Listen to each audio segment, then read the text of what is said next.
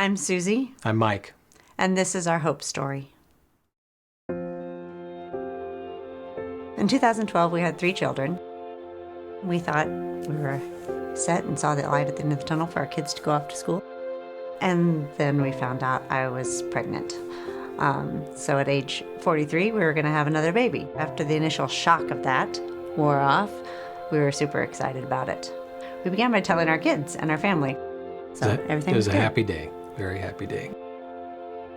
So we had the second ultrasound downtown, and when we walked into the doctor's office after that, she said, "We see some things that we don't like.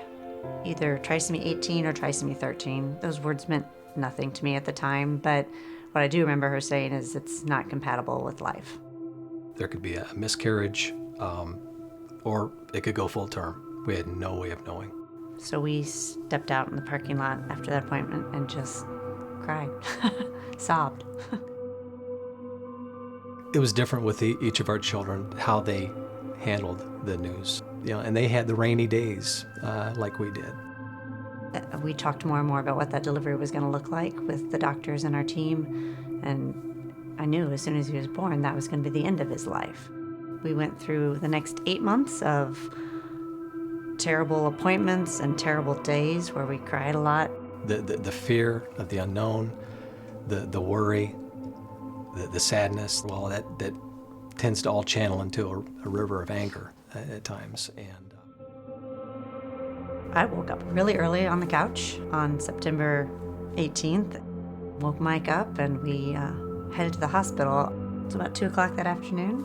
We delivered little Aaron. He didn't make a lot of noise, so they scooted him off to the side, and my first question to Mike was, "Is he alive?" And he was. The room was full of people, but not knowing when that last breath was going to come, it was really hard to pass him off. Pastor Richard came in and we had a baptism, and that was awesome. And then as soon as we sent my sister and the kids home, though, it started to look like he wasn't going to make it much longer. I think I held him for an hour and a half, 2 hours, just keeping the oxygen on him and not wanting to let him go. There was one of the nurses there that was monitoring his breathing. Shortly after 10 o'clock that night, we said, "Is he gone?" Because we could tell he wasn't breathing very much, and at one point, finally, she nodded her head.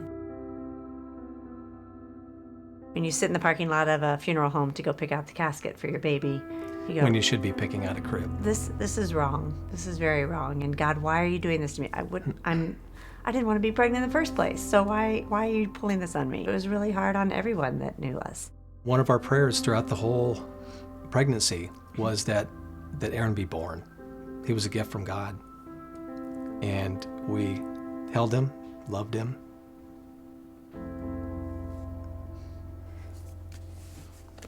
Then we had to give him back to God. Then we handed him back to God later that night.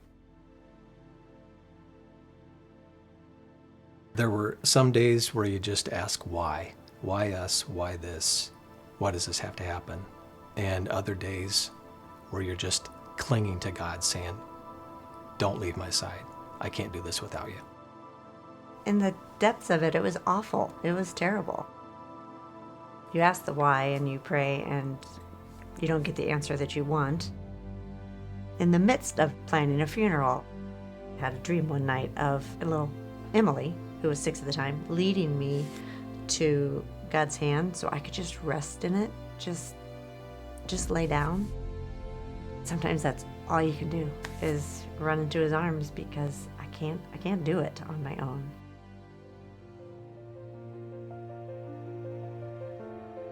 We had our Hope family to carry us through, family members and friends from Hope. God put them beside us to walk through that valley. So many people that were there for us. It was a place of healing. Hope was a place of healing. Mm-hmm.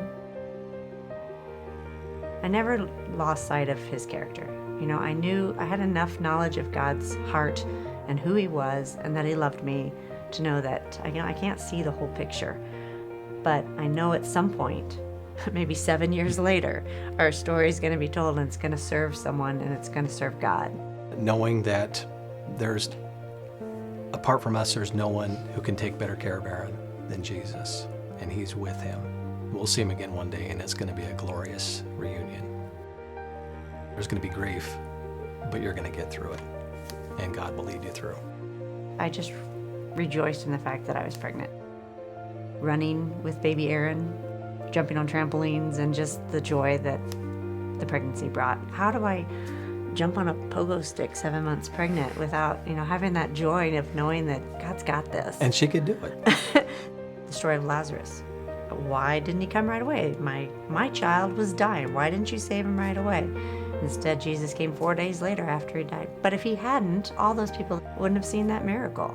We've met so many people since then, and even during the pregnancy, individuals that we've known forever that said, this is the first opportunity that I've had to talk about this. We wouldn't have touched so many lives that we've been able to impact for God. Just knowing that I have a story to tell, that I've walked somewhere where other people are going to walk, and I can help them through that. He was loved from the moment he was conceived until he was gone, and still today we celebrate him today. On Aaron's headstone, there's no dash, and you've probably heard the story of, your life matters in the dash, and there isn't a dash.